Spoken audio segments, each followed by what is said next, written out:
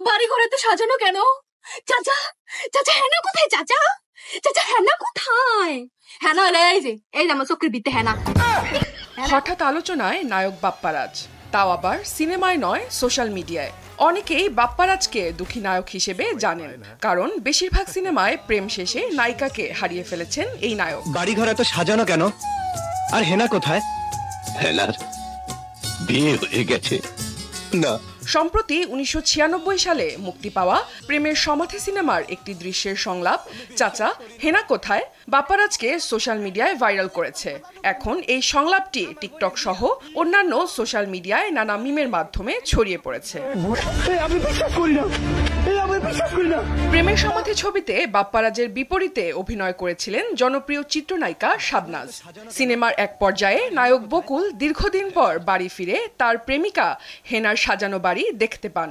এই দৃশ্যে তিনি হেনার বাবাকে প্রশ্ন করেন, চাচা বাড়িঘর এত সাজানো কেন? আর হেনা কোথায়? চাচা চাচা কথা বলছেন না যে, চুপ করে আছেন কেন? তখন হেনার বাবা তাকে জানান, হেনাকে তুমি ভুলে যাও বাবা, হেনার বিয়ে হয়ে গেছে। না না, হেনার বিয়ে হতে পারে না, আমি বিশ্বাস করি না, আমি বিশ্বাস করি না। প্রেমের সমাধি ভেঙে মনের শিকল ছিঁড়ে। এর পরপরই সিনেমার ঐতিহাসিক গান প্রেমের সমাধি ভেঙে মনের শিকল ছিঁড়ে পাখি যায় উড়ে যায় বাঁচতে থাকে। এই ছবিতে শাবনাজের বাবার চরিত্রে অভিনয় করেছিলেন আনোয়ার হোসেন এবং গুরুত্বপূর্ণ চরিত্রে ছিলেন অমিত হাসান ও এটিএম শামসুজ্জামান। ইফতেখার জাহান পরিচালিত এই চলচ্চিত্রের কাহিনী ও চিত্রনাট্য লিখেছিলেন দেলোয়ার জাহান ঝন্টু। বাড়ি ঘরে তো সাজানো কেন?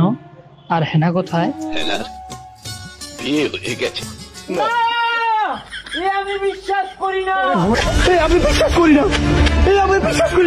বাপ্পারাজের এই সংলাপ সোশ্যাল মিডিয়ায় ব্যাপক আলোড়ন সৃষ্টি করেছে। কেউ কেউ এটি রাজনৈতিকভাবে মিমে ব্যবহার করছে, আবার কেউ মজার ভিডিওর মাধ্যমে সোশ্যাল মিডিয়ায় উপস্থাপন করছে। এ বিষয়ে বাপ্পারাজ একটি গণমাধ্যমে বলেন, জীবনে একটাই সিরিয়াস প্রেম করেছি, তাকেই বিয়ে করেছি। আমাদের প্রেম কিন্তু চলচ্চিত্রের চেয়ে কম কিছু নয়। আমার স্ত্রী বিদেশ থেকে শুধুমাত্র বিয়ের জন্য বাংলাদেশে এসেছে।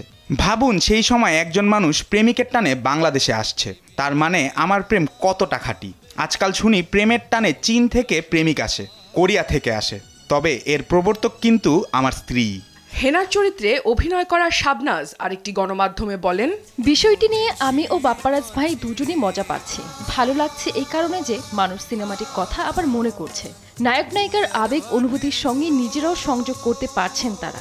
ওই সময় সিনেমাটি বেশ প্রশংসিত হয়েছিল, আর এখনো প্রশংসিত, যা একজন অভিনয় শিল্পী হিসেবে বড় পাওয়া।